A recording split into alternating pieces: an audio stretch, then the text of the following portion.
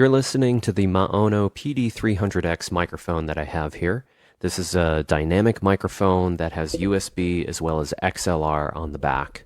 So on the back here, you'll notice that I'm not using the XLR at the moment. I'm just using USB, and I have a pair of headphones plugged into it.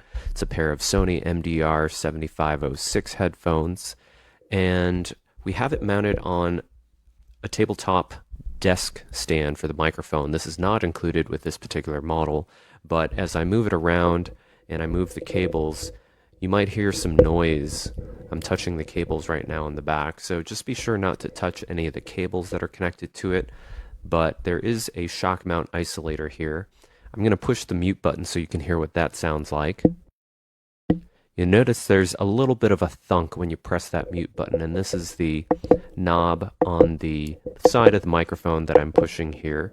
This is how you adjust the levels of the microphone. So for example, right now, I'm adjusting my monitor mix, and you'll notice in the software on this side, you're seeing those changes happen in real time. I'm going to push this again, and now I'm going to adjust my headphone volume.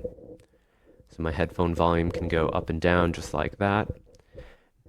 And you're hearing some noise in the microphone audio, so you don't want to do this while you're recording. But I'm adjusting the gain here for the microphone. So if I move up to about 2 inches from the microphone, this is where you would want the gain to be set, and you can see that the volume level in the audio meters bouncing around in that range with the line next to it, and that is going to indicate that you have a good volume level. But if I move further away from the microphone, I might need to turn that gain up a bit. So right now I am about 6 to 9 inches away from that microphone, and this is probably a good level for that. Now, by default, it has the noise gate on, so I'm going to turn the noise gate off. Now, you might have noticed a little bit more background noise that you hear in the room. This is with noise gate off, and let me turn the noise gate back on. But when you have the noise gate enabled, you might hear a little bit of artifacts when you talk, because you'll still hear the background noise come through when you're talking, but quickly mute when you're not talking. I've just turned the noise gate off again, and I'm going to move closer to the microphone, back to about 2 inches away from the end of the microphone. Now I'm going to toggle the noise gate on and off again for you. Right now it's off,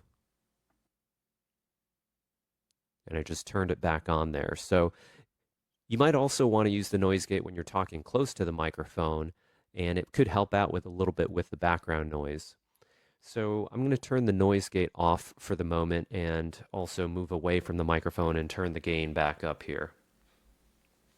All right, so there's some other things that you can adjust here, such as the button functions. You can also choose a scene here and adjust the EQ. So right now I'm going to do a low cut, and with the low cut you should hear less bass in the audio.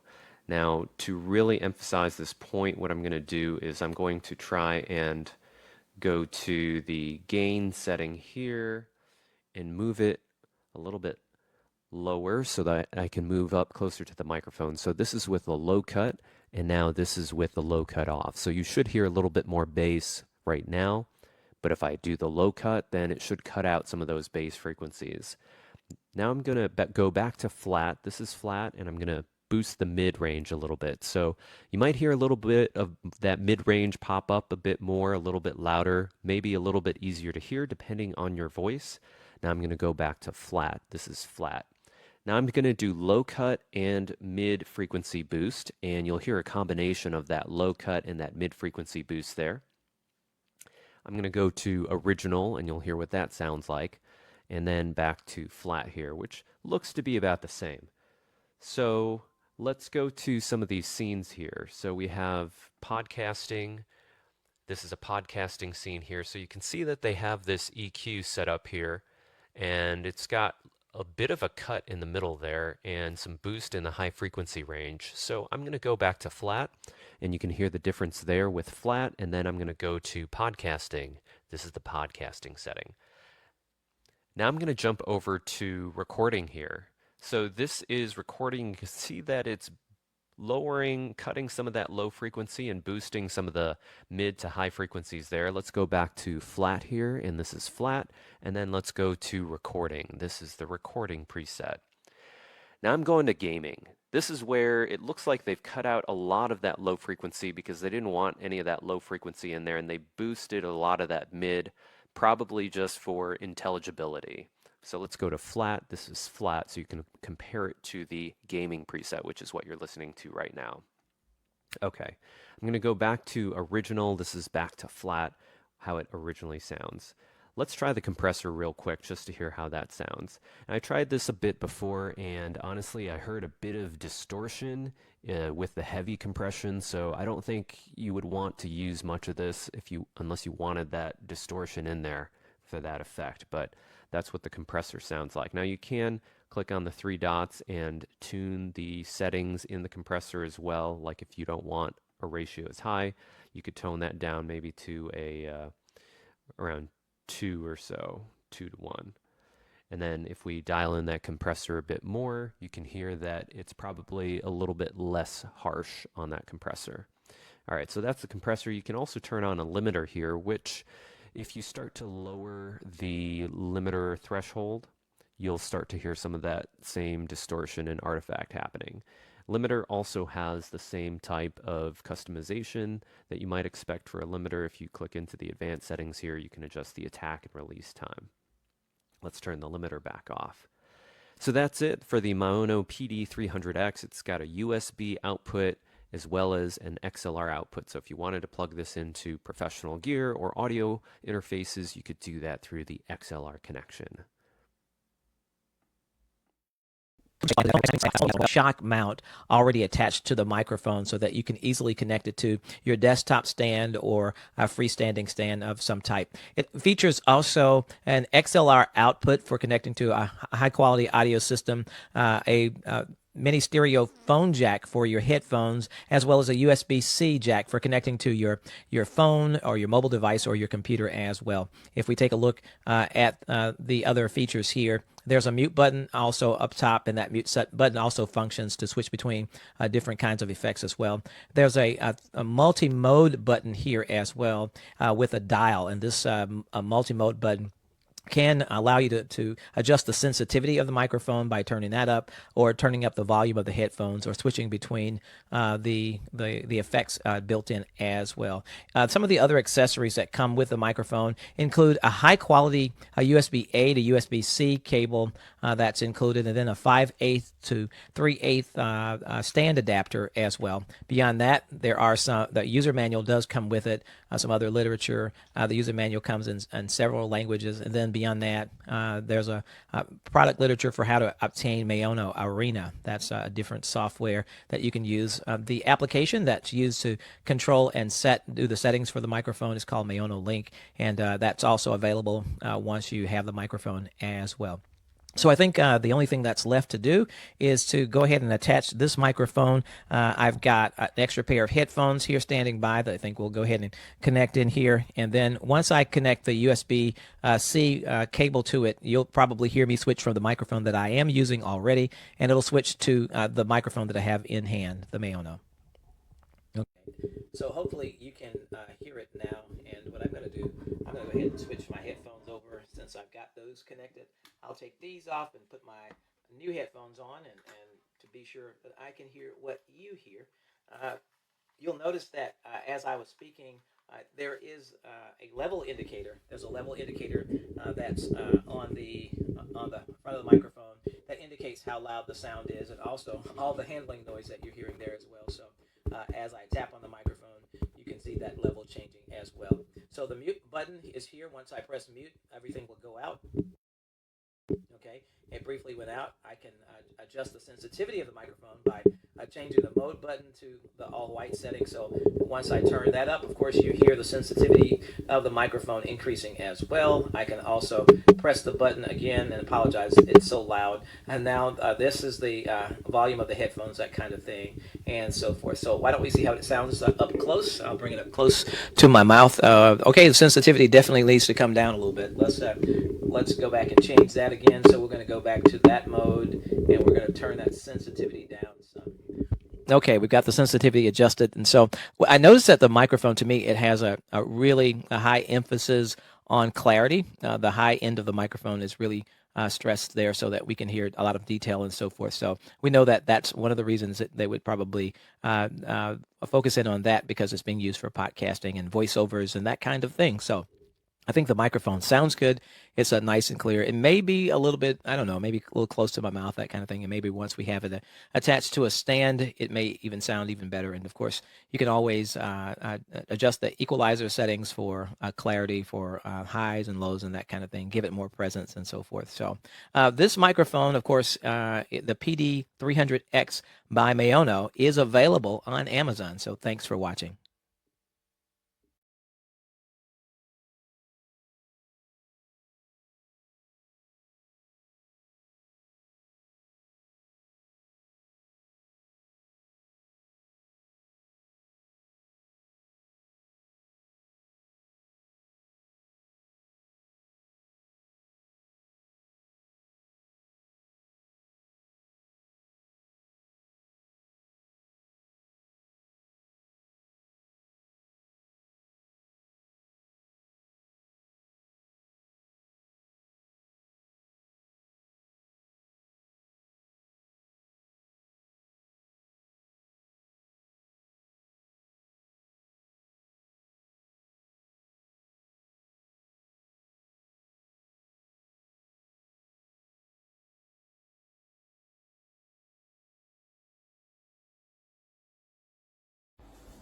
Hi folks, today I want to show you my new mic, the MAONO PD300X. I hope I'm pronouncing that right. I'll be unboxing it and showing you what's inside, and I'll give it a go as well. So you get the manual in the box and a bunch of paperwork, I guess warranty, QR code for you to scan, and I'm going to put this aside for a second and see what's in the accessories box. Let's see.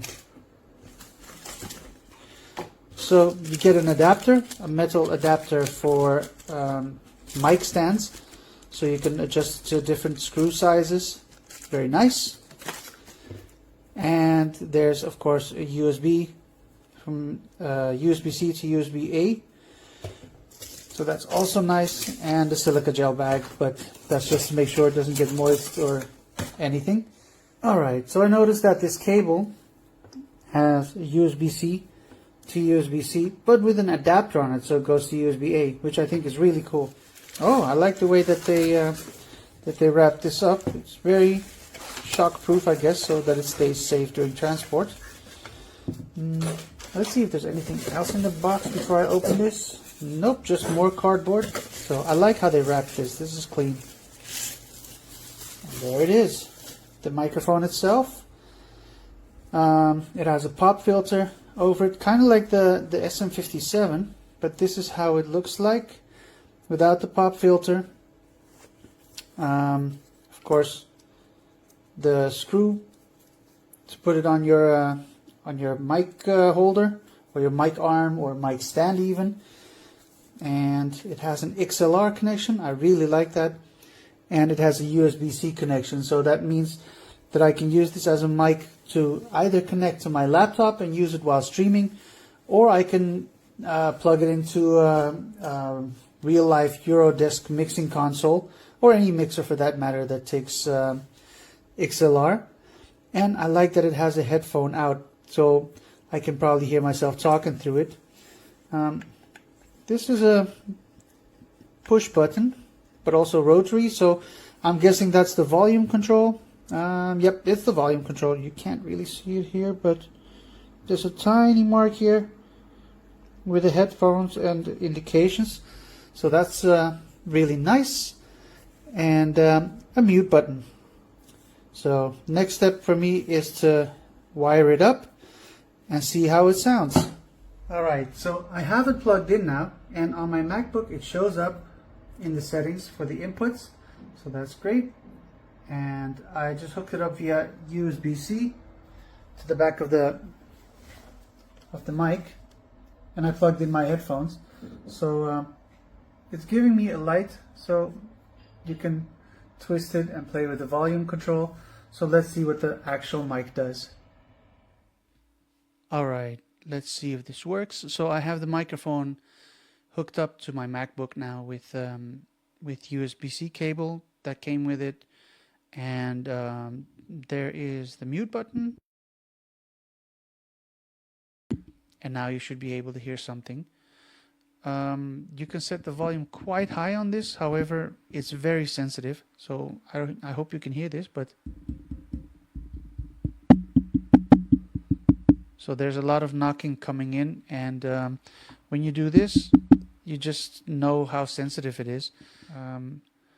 But yeah, I think it's a great mic for when you want to do some streaming or when you try to sing. I have a microphone in the corner there, but it's broken. Where? There. So I can't really compare the two, but from what I pick up at first glance, it's a really nice mic. So for that price that they sell it on Amazon, you can't really go wrong. So yeah, go pick up one, you know.